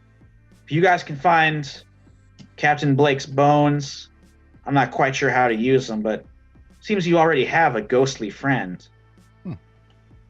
There could be a way. And I guess you've got a choice to make. If you want, you could just save yourselves. I'm sure that's what the Society of Satyrs would want. But if you know what's right, you can put a stop to this whole horrible thing forever. Destroy the Errol King for good. Do you have any idea about how one would go about doing that, though? I wish I did. Perhaps But I the think... bones Oh, go ahead. then perhaps the bones of this dead pirate will lead the way. I hope so. Sounds And like- Isaac, Hmm? that's why you're at the school. Your parents, they used to work with me. Hmm? They would help investigate abuses. Pair of regular muckrakers they were. You know, discovering what was going on. They were allies of mine, friends. And I think they discovered what happened. But Miss They wouldn't Large, if they tell. were your helpers, where are they now? Well, once they figured out the truth, I think it scared them off. They did what they thought was right. They pooled all their money, dropped you off at the school, figured that was the one place they know the Errol King wouldn't get you. And they just went on the run to avoid the Society of Satyrs catching up to them. Well, a lot of good that did me. It's already trying to kill me anyways. But I'd Yeah. liked my parents to be around. It would have been nice. Isaac, Nice it is not always a blessing to have one's parents around, let me assure you. Oh, yes. I can definitely say that's true. Not always a blessing, but I never even got a chance for them to be horrible. Well, you Or should take nice. solace in the fact that they seem to be good. Yeah. I mean, imagine finding out that everything that you've always suspected about your father is confirmed, and the things that you've suspected about your father is that he's a devil-worshipping child murderer. Hmm. That is... Condolences for that. I can cry myself to sleep on a giant pile of money.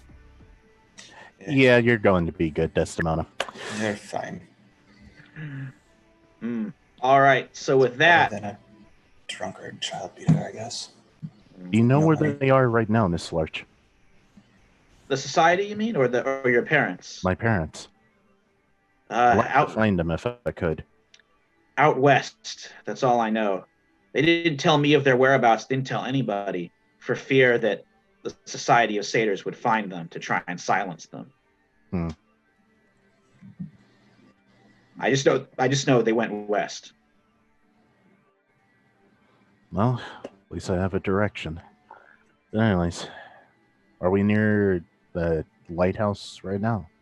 Yeah, I would say so. So the milk wagon rolled its way out of town. You kind of go through the outskirts, and then you're in sort of a wild, rocky coastal country. And as this is going on, the weather is getting worse and worse. And now the rain has swelled down into a storm as you approach Stormalong Point. The storm has worsened considerably by the time the milk wagon nears the hill leading to Stormalong Point. Rain rattles down in torrents, and lightning occasionally flashes bright above the sky, followed by the boom of thunder. Past the jagged cliffs, the sea rages. White caps flash as the downpour turns the sea wild. Somewhere up above, a lighthouse looms like a giant pale candle. You can imagine how generations of seafarers met their doom out in those waters. You can also picture the fleet of pirate hunters, Navy men under the control of Hallowed Hollow's Powerful, sailing out to destroy a lone pirate ship and her defiant captain. Captain Baldwin Blake's witch lover must have stood on that cliff facing the sea, conjuring up the storm to save her beloved all those years ago, in a night very much like this one. Isaac, you know I'm quite fond of talking and hearing the sound of my own voice. I think in this situation, I would be ill-advised to be the one speaking to the captain. Considering I would imagine my ancestors had a great deal to do with both his death and the death of his lover. Yeah, old grudges are probably going to be in effect here. I Yes. get you. Ooh. So, All if right. he's there, yep, I'll talk to him. So the milk wagon rattles to a halt, And Maud says, or Miss Larch says, I don't think I can go much further. Not with this. I'll start heading back to town. I hate to leave you to it, but you've been on your own this far and you've managed. I don't suppose you have any sort of protective rain gear upon you. I may have some.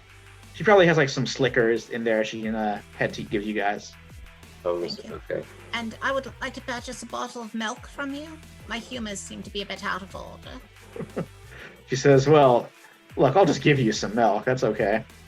I borrowed this from a friend. Had to get to the Devil's District pretty quickly. I'm sure he won't mind a bottle going missing. Oh, well, I would hate for your friend to lose out on any profits. Here's the amount for the milk and also to help pay for any loss incurred from the lack of business while you have procured his card. Or her. Thank you. All right, so you guys got to start heading up this hill, and you can see it like splits into this rocky, grainy, very slick area right next to the caves. It's going to be a little tricky to navigate to get everybody over there without falling down and plummeting into the sea or hurting yourselves. Piggyback rides. Oh, you think that's the plan? At least two Sure. of us. Yeah. And then I whoever's feel like the most sure-footed out of the kids can be on their own. All right, I like that. What kind of role are you looking at here? Yeah. Well, who's? I would say this is going to be brawn or grit. Desdemona's A-okay with getting piggybacked. All right. I got a How about, D12 in brawn. Okay, maybe Isaac. You know, 12 he's in brawn stocky. and- yeah, I can do it. I got a D12 in brawn and a D20 in grit, so Mhm. and I'm Alright. sure John as well. Okay. So I don't mind carrying people. Okay. Let's say Isaac's going on foot. It seems then. Yep. And I think Connor would go on his brother's back. You and know then how... Rabbits. Sorry, Rad. Yeah, I'll carry Desdemona. Okay. Go ahead, Isaac. Hypothetically, what would Connor's stats be? Oh, I mean, he'd probably get like the brilliant mathlete stats. Yeah, that sounds likely. I think that would sum him up. Sure. Yeah. My paper just mean, went down. He got a scholarship after all, so. Which I would imagine is brawn, pretty low D12. on brawn and grit. Yeah, that one, or maybe like the weirdo eccentric or the. I don't know, brilliant mathlete sounds good. Yeah, that's probably the most likely. Maybe the conspiracy theorist. That's for an the- adult. I don't think there's a kid version of the conspiracy theorist. Oh, you're right. I think it's there's a teen version, but there's Well, not a kid. brilliant mathlete actually has a decent grit, but I think they got a D10. Okay. Yeah. There are Anyways. D20s in brains, obviously. No Yeah. protective bonus for this, so it's just a straight up 9. Okay, I'm gonna say you make it, Mhm. but you do get like you fall down a few times, and you get a little like banged around. You got some bruises, but you're able to make it into the cove there. Well, I'm kind of used to getting beat up at school, so this is nothing. Oh, what a sad truth for Isaac. All right, how about Ravitz and then Brian? How do they do? So we're rolling grit or brawn. Yes, I think either works for this. by the way, Mr. Rabbits, I very much appreciate what you're doing, and I hope you don't feel obligated to do it. I hate to think I'm a burden on you. I just think it's the best way down. In all honesty, seeing how slippery it is, Yes. I feel better if you just hold on and let me use my hands and my feet as need be.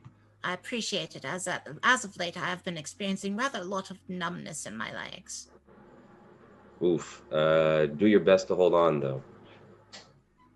I rolled a 17 on grit. Ooh, okay. You handily hopscotched your way over there and make it to the shelter of the cove. All right, Nick's Brian. shaking his head. What happened? My D20s are not serving me well. Oh no! Would you? Well, even with protective, it wouldn't be much. You can always spend adversity tokens too. You can put as many as you need to if you have them. What would the difficulty be for that? It's going to be a 10, I think. Okay. If you're allowing me to do protective as well. Yeah, because it's your brother. It's Connor. So. Okay. Then I will spend adversity to get the pass. I will spend 3 adversity for it. All right, Oh, sounds you rolled good. low. I rolled a 4. But you're able to bring it up. Yeah. So that's good. All's well that ends well. Yeah. Adversity tokens. Unfortunately, you don't get an adversity token back from that. That's fine. Afraid That's not. fine. I had 5 of them, so Then again, it could have been deaf, so... it could have been, yeah. Yeah. So it's like you start making your way across. Maybe you put your foot in the wrong slick bit of rock. You start going to the side, but then you're carefully able to right yourself. You make it there into the cove. All right. So you're in the shelter. You're out of the rain. It's totally dark, but you could tell this is like kind of a dry. In here, it is dry at least. There's some like moonlight creeping in, so the visibility is not too good. And it's definitely not a very hospitable place. Water is getting rushed in. There's maybe some water like running under your feet. But up ahead, you can see like a big chamber. And this, you can see like old crates, packing materials leaning against the side as you start heading there. Now, Desdemona, you control Darby's fear of the Earl King, right? You control Darby's fear of the Earl King. Are they feeling as though the Earl King is here and they're getting nervous? Yes. I'm gonna say out of that being nervous, they also cause a fire to light so that we can all see. So maybe the Earl King can't sneak up on us quite so much. Okay, I think But Darby does go like, the Earl King is here. I can feel it. Maybe this fire will do something to prevent the danger, but I don't know. We better move quick. All right. I think you're going to spend, so you're spending a energy token? Yeah, I mean, I feel like having a fire would be good for us anyway, so that we can see. Yeah. Oh, But- totally. None I of also us think have dark I also vision. think it plays into being afraid, Oh, yeah, absolutely. because a kid who's afraid is going to want to turn on a light. For sure. Mhm. So that brings you have 4 out of 7 of the energy tokens. 4 out of 7. All right. So, yeah, like some fire flashes to light in his hands, and you guys are able to see like these ancient walls, algae, like kind of clinging there, and he is Thanks, Dallas, and it's in a very good note there. Yeah, hey, if this was D&D, things would be a lot different, I'm sure. And you guys can see the way forward pretty clearly. And in those shadows, as you look back, you can indeed see the outline of the Earl King. That like grotesquely thin figure, those like long hands ending in just long shadowy claws, and those antlers coming off of the skull. I think we should start running very fast. Seem Okay, let's advisable. head. All right. So, flight. Yeah, I think this is going to be a flight roll, Mhm. This is gonna be fun. unless you guys are doing using some other tactic to get ahead or distract it. No, I think that Desdemona's going to purely try to run. Okay. Ooh, Desdemona did good. That's a 12. It's not a 12 on her die, which is a D12. Oh, so it but wouldn't it's a explode? 12. No, I rolled an 11 on the die and I get a +1, so 12. All right. So she's scampering away. Yeah, I would say like maybe 7 is difficulty for this one Okay. for flight. Right. Can we do anything like make a salt circle, use a crucifix or anything? I don't think you really have a crucifix with. I mean, there are like various packing materials and goods and supplies. You want to try. This is a smuggler's cove. Do you want to try like rummaging through them and see if you can get something? That's a possibility. But I Yeah. would probably make you roll for that.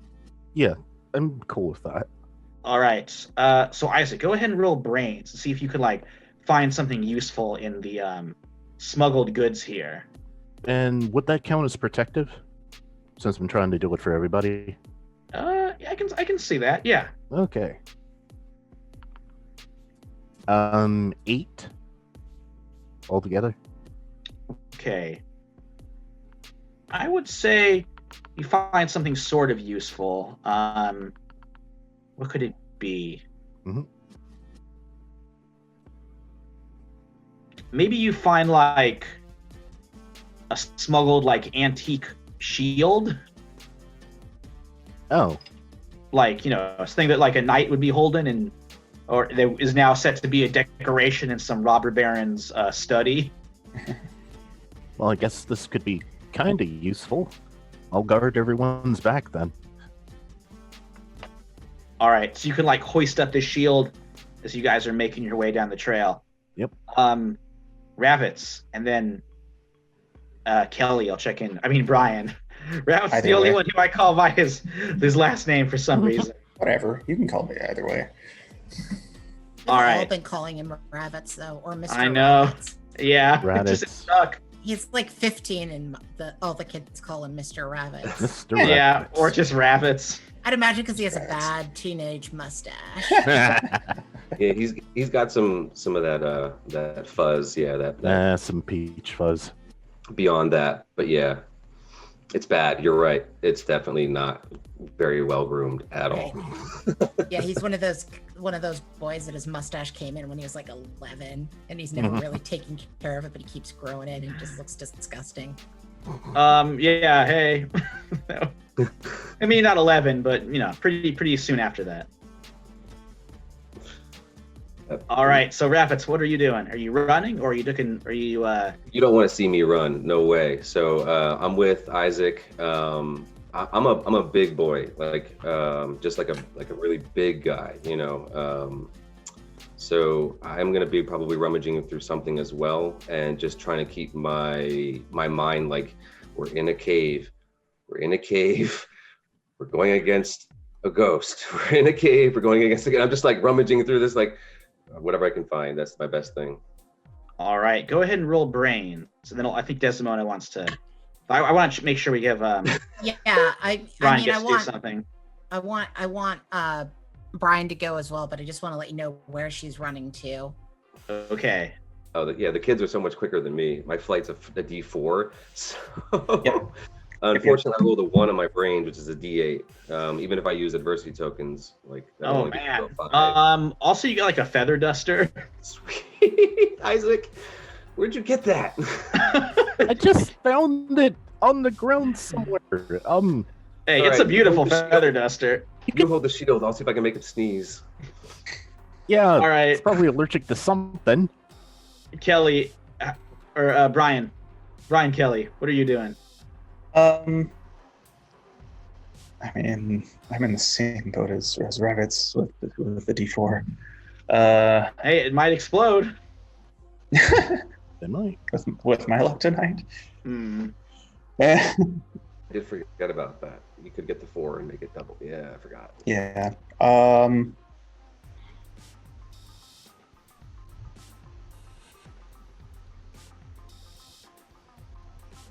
Yeah, I've got my little brother on me. I think I'll try. I'll Yeah, try and- you are protecting him too. Yeah. Okay. Yeah. Yep. Nope. All right. How'd you do? That's a 1 on the D4. Okay. So I would say like you start to run, and then unfortunately your luck does run out. You step on a slick patch. You and Connor both go sprawling, and now you are the ones directly in the Earl King's path. He's heading straight towards you with his arms outstretched there. Okay, Desdemona. So Desdemona's trying to run to that occult room because there's supposed to be an occult room here, and that's where she's trying to go. Yeah, well, it's like the end of the trail leads in like a big kind of grotto. Right. That's where she is trying to head because if there's going to be anything that can help, it's there. Okay. So that's where her dash is too. It's not just like Right. I'm going to leave people behind. It's if I can get to this thing fast enough, I might be able to do something. Okay. And she does have skilled at the occult. So when she gets there, she might know what to do. All right. That is her goal, is get to the grotto where the big stuff is. Okay. So I'm going to say, since that earlier roll was so good, you do make it there. And you go into this chamber where, like, artifacts from all over the world have been stolen, smuggled in, and kept here for the Society of Satyrs. So there's, like, various idols and statues. I'm sure they got the your classic Pazuzu, one of those hanging out there. Maybe like a sarcophagus, all sorts of things.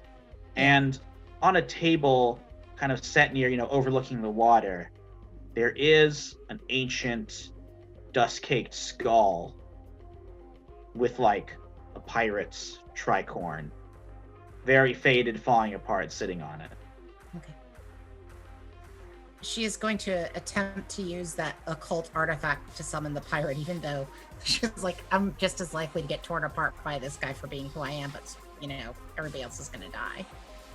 So that's what she's going to try to do, but I don't know if you want to cut back to have like one more danger scene before she gets to do anything with this Yeah, I skull. think we might do that. I think like you pick it up and you start working at it, and then we'll check back in a second. Let's check in with... by the way, is the ghost with me because he's equally scared of the Earl King? I would say so. You're kind of... Yeah, so you float in there with you, and he could be the one to contact the pirate too, ghost to ghost. Yeah. I think that she would actually prefer that the ghost is the first one to reach out to the pirate. So Okay. we probably burst into there and she's like, look, the skull. All right. Well, I think whoever controls maybe impulsive or very intelligent or highly concerned with others could I have be both Darby. impulsive and highly intelligent. So. All right. I think it would be you then who controls Darby. When he's, so I guess it'd be sort of. Yeah. So we'll check back with that scene though. Yeah, sure. So Isaac, the Earl King's coming in. Connor and Brian have both just eaten shit and fallen down. He's coming for him. Everybody uses such bad language. I'm appalled. This is the narrator saying it. For Connor, his young ears do not hear the swear. Come on, it's got to be period appropriate. They ate shite. Oh, so Hell true. Yeah. Oh, I'm sure Connor has heard many a shite from his father. Actually, All right. No, if he was too young to really know the whole thing with his alcohol, then he's probably too young for that. So never mind. Yeah, that's fair. All right. So Isaac, what are we doing?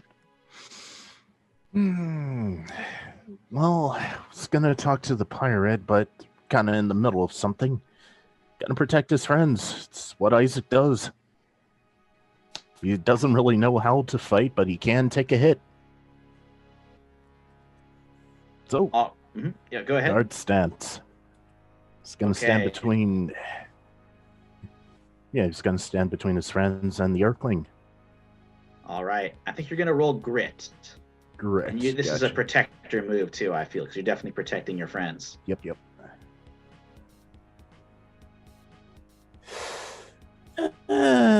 Crap. That's a 1 plus 3. That's a 4. Oh no. Okay. Can I do an adversity token though? That brings it to a 5, right? Doesn't help at all, does it? No, a 5's not really gonna do it. I mean, I'd say this is like maybe a 10. This is a Well, that tougher. sucks. Yeah, you hold up the shield. He just like his hand just like swings down and he just like cuts the metal apart. So the shield is gone. You have the handle on your arm and that's it. You have like the straps. Well then, and Isaac's just gonna drop it. I think we can, just talk about this a little bit. I notice I ran out of room to back up to. So Yeah, his hands are closing in towards you. You start hearing a strange piping music.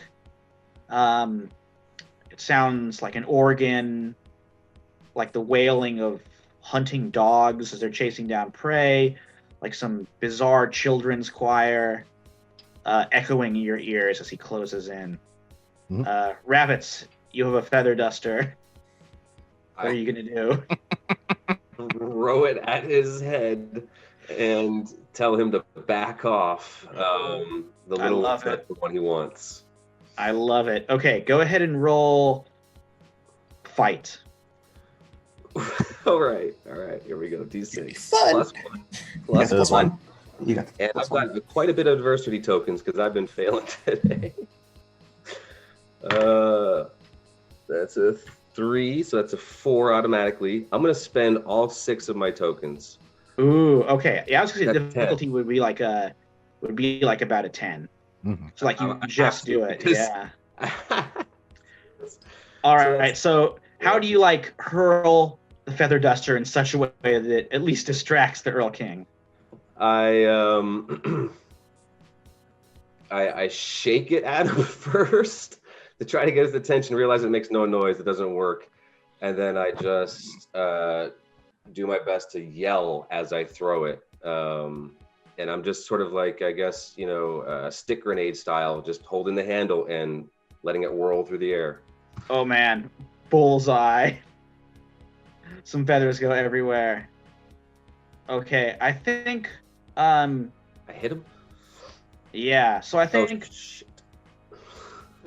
so Brian, I think you can get Connor up. Is there anything else you wanna do there before we cut back to Desdemona and her ghostly I was hoping to possibly just sort of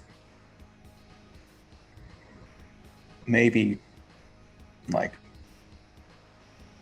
I was thinking just tackle the Earl King and just sort of try and hold him back as much as I can and Okay. just yell, "Go!" Wow. Okay, go ahead and roll fight. So you're sacrificing yourself, I think. That's definitely what's going on here. Okay. Sounds like you want Connor to run. Yeah, he's going. But well, I think maybe Isaac has to pull him along. He's probably crying and wanting to help you. Ah, come on, Connor. Okay, have it's to probably drag you not out going to be for everything. good. It's probably just as high. So Brian, how'd you do? It's a total of 3 with the +1. I can bring it up to a 6 if I need to. But I don't know if that I really don't think help. that's really helpful. Yeah. You tackle him. He just like grabs you with his arms, slams you down. The ends of his fingers go like spikes into you, and he starts, draining your life force, sucking you up. It's getting real bad for you.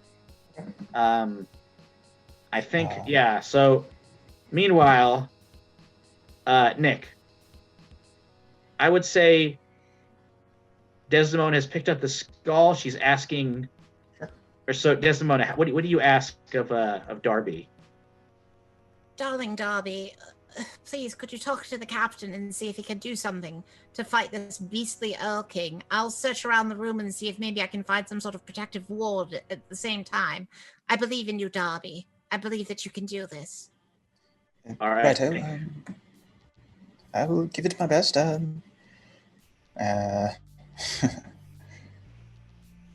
Words are failing me right now. Gotta love it.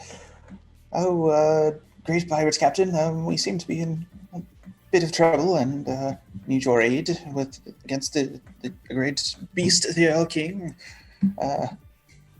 We beseech thee. Okay. I would say so. As you say this, for a second or two, not much happens. Then you hear a clank further back in this hall. You see an ancient cannon, like, kind of rolls its way out through the collection of artifacts and fires, shooting out a cannonball of ghostly energy, which flies through. Brian, you and the Earl King are like, you're down. The Earl King's sucking up your life.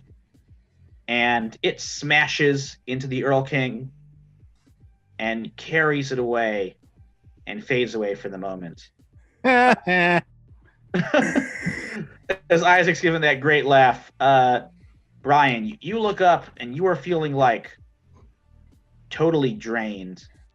You just feel like, you've been at death's door. It's going to take a long time to recover from this. You've seen the other side. In fact, as you kind of twist around and look, you can see through the gaps in the cave wall. You look out through the stormy sky and you see the ghostly hounds of the wild hunt running across the sky.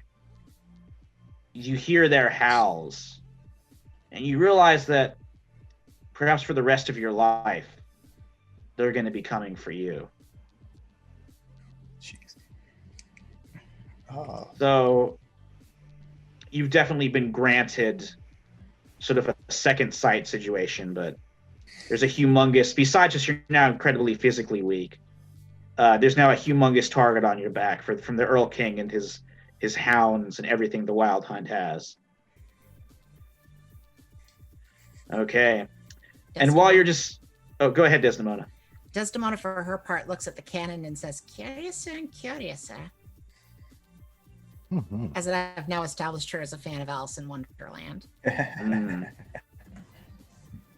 And as you guys are doing this, and I think maybe Connor stops once he sees there's no threat, he runs back to his brother and helps him up. The hounds, they're coming. The hounds. I'm just repeating that over and over and over and over again. And then you all hear more footsteps coming down the hall. You see that that individual in the gray suit, the kind of portly Pinkerton, is heading over, and he's like, all right, here they are. You two. And you over there. Where's the Barrow girl? I don't know. I have no idea at all. I mean, we're just here spelunking. Just, exploring the lighthouse. We did nothing wrong. Yeah, you're Why a are witty you one, here? ain't you? Well, I'm looking for you and the Barrow girl. I think you can, Desmond, you can kind of hear this from where you are, further down the tunnel. Okay, she wants to do a really quick scan of this room to see if she can find some useful occult item to smuggle out of here, and then she'll go. Oh, sure. Go ahead and roll brains and see what you can find. Sure. You can Now bring she's the skilled at the skull. occult, which can give her an instant 9, but otherwise I will roll brains and do a +3. Sure. It's up to you. I mean, if I could do the instant 9, I'll do the instant 9. Okay. But do you think the instant 9's enough? It will get you something that's like reasonably useful, medium usefulness, but not a particularly not the Holy Grail or Excalibur. Yeah. Medium usefulness, I think, is fine in this situation, considering the amount of time that she has. All right. Also, her brains is only a D10, and I don't feel like taking the gamble. Oh, that's a good idea. All right, you find a strange candle. You know what you find? Hand of Glory. So it's a candle shaped like, made from a hangman's hand with the wick over there and the, 5 wicks in the fingers. Useful for unlocking doors, freezing people in place. Sounds good. Yeah, useful, but not the Holy Grail. Okay, and then she's going to go out so that, these men don't murder her friends, because... Yeah, in fact, as they'll you get definitely out... do that. And Oh, she yeah. knows that. Yeah, you see this, the Pinkerton, several other Pinkertons have come in down the hall. And then you hear footsteps and the clicking of a cane. And as you look up, Desdemona, what does Captain Barrow, your father, look like? Well, obviously he does use a cane. He's the sort of man that if you saw him out on the sea, he would probably look completely mad. Because if he doesn't use the product to kind of smooth down his hair, it would be like going out every which way. And when you're out on the sea, that kind of happens. But he does look almost like he's dressed very finely, but it's like his finery is outdated.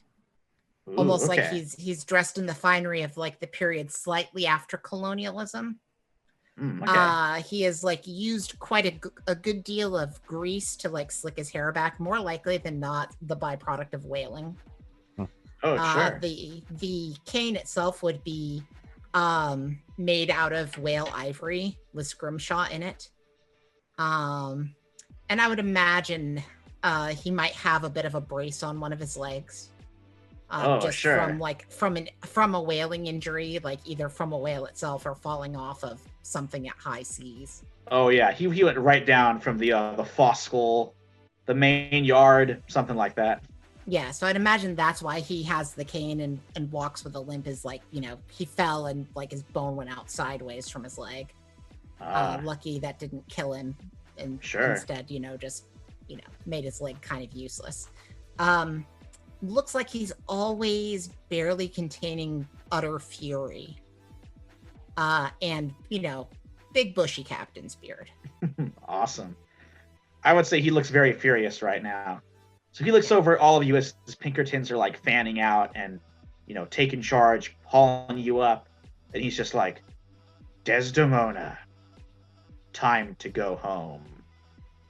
Yes, Father. I'm sorry to have embarrassed you publicly. And that is where we're going to bring this episode to a close. So you guys are hauled out. He has, they're rich enough. They probably have a fancy automobile, a touring car that they'll spirit you away in, take you out to the woods to Millionaire's Mile, where he has his great mansion. Is it Barrow Manor or Barrow Hall? Barrow House. Barrow House, yes. Barrow House. Is what I had said it's called. The unbelievably haunted Barrow House. And it's almost Halloween, and that is where you guys are going to be spending the night in our next episode, the finale of the 1890s arc entitled An Evening at Barrow House. Ooh. And I will say that when she gets into the car, she almost immediately passes out from fear. Whoa. Because she's not afraid of anything except for her father. Mm-hmm. She's utterly terrified of her father. Mm-hmm. Which I hope that the description would indicate as to why. Yeah, he sounds like a pretty scary character, for sure.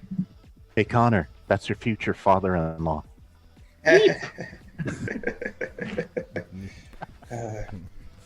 Oh, that was awesome. gosh. Well, Isaac's a dick. yeah. Hey, he just doesn't know when to stop, maybe, with his jokes.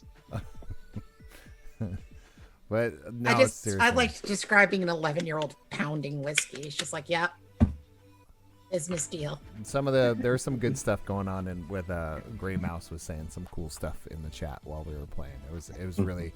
I'll go through it real quick if you guys want. Yeah. If you guys. Oh, yeah. And Sure. very nice little comment on the singing at the very beginning there, Marvin. That was very, very nicely done. I don't know how to sing at all. It was beautiful. It was beautiful. And the other one was they come out of a bar and they all decide to get on the wagon. Good for them. So there's a few other comments, but those are two that kind of stuck out. I was like, thank you so much for hanging out with us and watching. And if you're watching this episode, and you don't know what's really going on, there was an episode before this. So make sure and check that out so you can kind of get caught up on what's going on, and pay attention to the little ticker that's going on down there to kind of help us with help other players understand what each die represents and a sense of your stats and your abilities. And we'll go from there. So thank you so much for playing this, guys. Thank you so much for people hanging out with us and watching.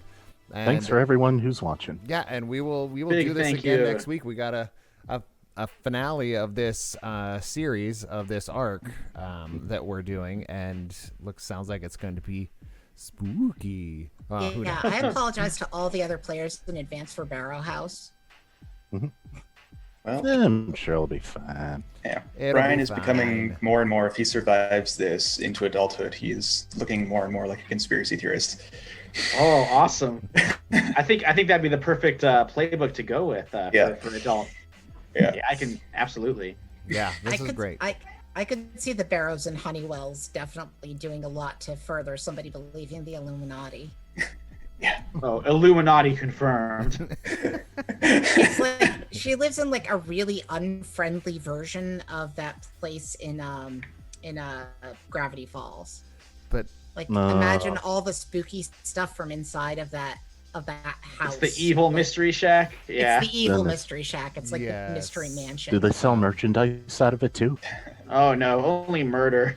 And Gray Mouse, the way that is asking, will there be a follow-up adventure of these characters 20 years later? The way Michael kind of tells a story in history, a lot of these characters do end up rearing their amazing or ugly head. later on as we play. So If Absolutely. we don't play them again ourselves. yeah, Yeah. and it's really, that's why we love this layout of how this is working. So, and also yeah. the question about Michael though, if Illuminati is revealed, is it the Illuminati anymore? I mean, it kind of negates it, doesn't it? Hey, Bohemian Grove has been going on for who knows how long, and like, that's real. There's the people out there burning like Yep.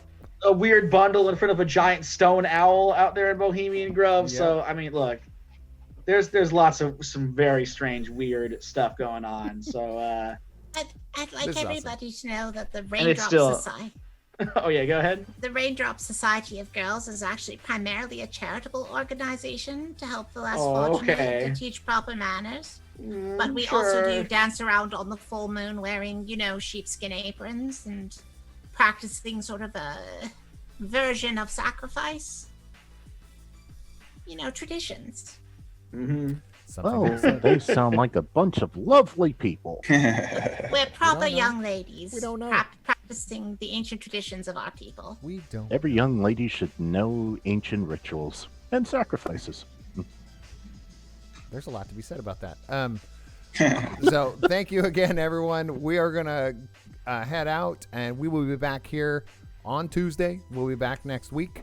But until then, make sure and pull up a chair and make time to tabletop. That was one of the best ones yet. We don't need to slow it down anymore. We don't need I anything think we're to deal perfectly with in sync. I know. Yes. Love that Zoom. or in sync or 98 degrees. All right, everybody, we're out. Peace. All right. Bye bye.